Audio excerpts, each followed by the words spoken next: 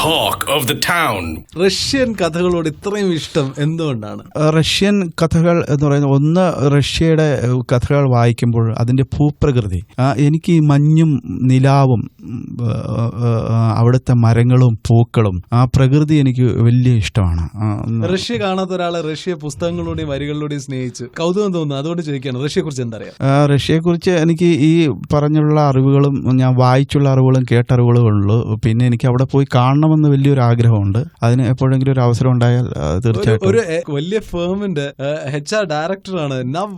റഷ്യയിൽ പോകാൻ എന്താ ബുദ്ധിമുട്ട്? തീർച്ചയായിട്ടും പോകണം. ദൈവം അതിനുള്ള അവസരം ഒരുക്കി തന്നാൽ തീർച്ചയായിട്ടും ഞാൻ പോകുമെന്ന് തന്നെയാണ്. Coming back to the question, എന്തുകൊണ്ട് റഷ്യയോട് ഇത്ര സ്നേഹം? സ്നേഹം വരാൻ കാരണം അവിടുത്തെ എഴുത്തുകാരോടാണ്. ഇപ്പോൾ ടോൾസ്റ്റോയ് ആണെങ്കിലും ആന്റൺ ചെക്കോവ്, ഡസ്റ്റോവ്സ്കി, ഇതേപോലുള്ള എഴുത്തുകാർ, ലോകത്തിലെ ഏറ്റവും അതിപ്രശസ്തരായ എഴുത്തുകാർ മുഴുവൻ ജീവിച്ചിരിക്കുന്ന ഒരു മണ്ണ്. ആ മണ്ണ് എനിക്ക് വല്ലാത്തൊരു ഇഷ്ടമാണ്. എന്തോ എനിക്കൊരു ആർത്തിയാണ് ഈ അവിടേക്ക് പോകാനും ആ കഥകൾ വായിക്കാനും. ഒരു വല്ലാത്ത, തീർച്ചയായിട്ടും ആർത്തി എന്ന് വേണമെങ്കിൽ തന്നെ പറയാം, ആ വാക്ക് തന്നെ ഉപയോഗിക്കാം. റഷ്യയിലെ ആളുകളെ സാഹിത്യത്തിലൂടെ മനസ്സിലാക്കിയിട്ടുള്ള ഒരാൾ, വാട്ട്സ് യുവർ വ്യൂ പോയിന്റ്? ഒരുപാട് സംഘർഷങ്ങൾ നടക്കുന്ന ഒരു ഭൂമിയാണിത്. പലപ്പോഴും അവർക്ക് ഒറ്റപ്പെടലിന്റെ വേദന അനുഭവിച്ചിട്ടുള്ള ഒരു ജനത അവിടെ ഉണ്ടായിരുന്നു. യുദ്ധവും കെടുതിയും മരണവും ഒക്കെ ഒരുപാട് അനുഭവിച്ചിട്ടുള്ള, ലോകരാഷ്ട്രങ്ങളിൽ തന്നെ ഒറ്റപ്പെട്ടു പോയിട്ടുള്ള ഒരുപാട് കഥകൾ അവർക്കുണ്ട്. ഈ വേദനയിൽ നിന്നും, ഈ അടിച്ചമർത്തലുകളിൽ നിന്നും, അല്ലെങ്കിൽ ഒറ്റപ്പെടലുകളിൽ നിന്നും, വ്യഥകളിൽ നിന്നുമാണ് ഇവരുടെയൊക്കെ മനുഷ്യന്റെ മനസ്സിനെ തൊടുന്ന തീവ്രമായ കഥകൾ പലപ്പോഴും ഉണ്ടായിട്ടുണ്ട്. നമ്മുടെ ആത്മാവിനെ തന്നെ തൊട്ട് തലോടുന്ന കഥകൾ ഒരുപാട് ഉണ്ടായിട്ടുണ്ട്.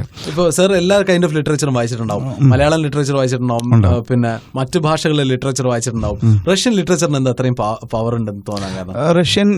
റഷ്യയിലെ മിക്കവാറും കഥകളിലെല്ലാം ആന്തരിക സംഘർഷങ്ങൾ, കഥാപാത്രത്തിന്റെ ശക്തി.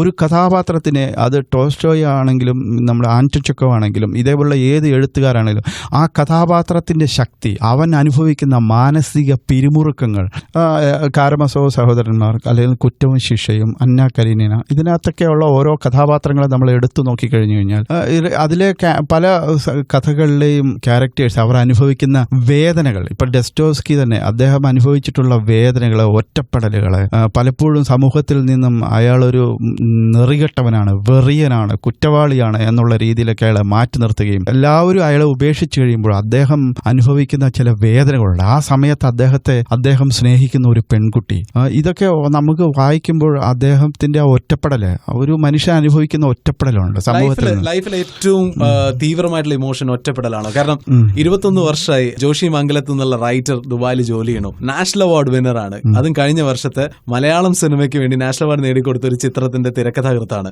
ഈ നാട്ടിലും ഒറ്റപ്പെടലാണ് ഏറ്റവും കൂടുതൽ ആൾക്കാർ അനുഭവിച്ചിട്ടുള്ള ഒരു കാലത്തെ വേദന. തീർച്ചയായിട്ടും ഒറ്റപ്പെടലിനെ കുറിച്ച് എഴുതാൻ ഇഷ്ടപ്പെടുന്ന ഒരു റൈറ്റർ, അത് ഏറ്റവും കൂടുതൽ ഉണ്ടായിട്ടുള്ളത് റഷ്യൻ സാഹിത്യത്തിലാണെന്ന് പറയുന്നു. ഇതൊക്കെ കൂടി കണക്ട് ചെയ്ത് പറയുകയാണെങ്കിൽ ഇവിടുത്തെ ഒറ്റപ്പെടൽ ഭയങ്കര തീവ്രമാണ്. തീർച്ചയായിട്ടും ഇവിടെ ഒറ്റപ്പെടലുകൾ എപ്പോഴും, ഇവിടുത്തെ ലോകത്തിൽ എവിടെ ചെന്നാലും നമ്മൾ ഒറ്റയായി പോകുന്നു എന്ന് അറിയുമ്പോൾ നമ്മൾ അനുഭവിക്കുന്ന വേദന, അതൊരു വല്ലാത്ത വേദന. അത് പ്രത്യേകിച്ച് കുട്ടികളിലേക്ക് ചെല്ലുമ്പോഴാണ്. അത് നിരാലംബരായ കൊച്ചുകുട്ടികളുടെ, പിഞ്ചു കുഞ്ഞുങ്ങളുടെ വേദനയാണ് ലോകത്തിലെ ഏറ്റവും വലിയ വേദനയെന്ന് ഞാൻ വിചാരിക്കുന്നു. കാരണം ഒരിക്കൽ രവീന്ദ്രനാഥ ടാഗോർ പറഞ്ഞിട്ടുണ്ട്, അമ്പലത്തിന്റെ മുൻപിൽ ഓടിക്കളിക്കുന്ന കൊച്ചുകുട്ടികളെ കാണുമ്പോൾ ദൈവം പൂജാരിയെ മറക്കുമെന്ന്. അത്രയ്ക്കും നിഷ്കളങ്കരാണ് കുട്ടികൾ. ആ കുട്ടികൾ അനുഭവിക്കുന്ന വേദന, ആ വേദനയുടെ കഥ പറയാൻ എനിക്ക് വല്ലാത്തൊരു ആവേശമായിരുന്നു. കാരണം കുട്ടികൾ അനുഭവിക്കുന്ന വേദനകൾ പലപ്പോഴും വലിയ ആൾക്കാർ അറിയപ്പെടാതെ പോവുകയാണ്. നമ്മുടെ നാട്ടിൽ തന്നെ കുട്ടികൾ, ഇതേപോലെ അനാഥരാകപ്പെട്ട, പാർശ്വവൽക്കരിക്കപ്പെട്ട പിഞ്ചു കുഞ്ഞുങ്ങൾ തെരുവുകളിൽ അലഞ്ഞു നടക്കുമ്പോൾ ഇതൊന്നും കാണാതെ നമ്മളുടെ നാട്ടിൽ സമരങ്ങൾ പലതും, ആലിംഗനത്തിനും ചുംബനത്തിനും വേണ്ടി വരെ തെരുവുകളിൽ സമരം നടക്കാറുണ്ട്. ഈ പിഞ്ചു കുഞ്ഞുങ്ങളുടെ വേദന പലപ്പോഴും ആരും അറിയാതെ പോവുകയാണ്. പലപ്പോഴും അറിഞ്ഞാൽ തന്നെ അറിയാതെ ഇരിക്കുവാൻ വേണ്ടിയിട്ട് ശ്രമിക്കുകയാണ്. കാരണം എന്താണെന്ന് ചോദിച്ചു കഴിഞ്ഞാൽ അവർക്ക് വോട്ടില്ല, അവർക്ക് സംഘടനയില്ല, അല്ലെങ്കിൽ അവരെ കൊണ്ടൊരു പ്രത്യേകിച്ച് ഒന്നും കിട്ടാനില്ല. ഇതൊക്കെ കൊണ്ട് തന്നെയാണ്.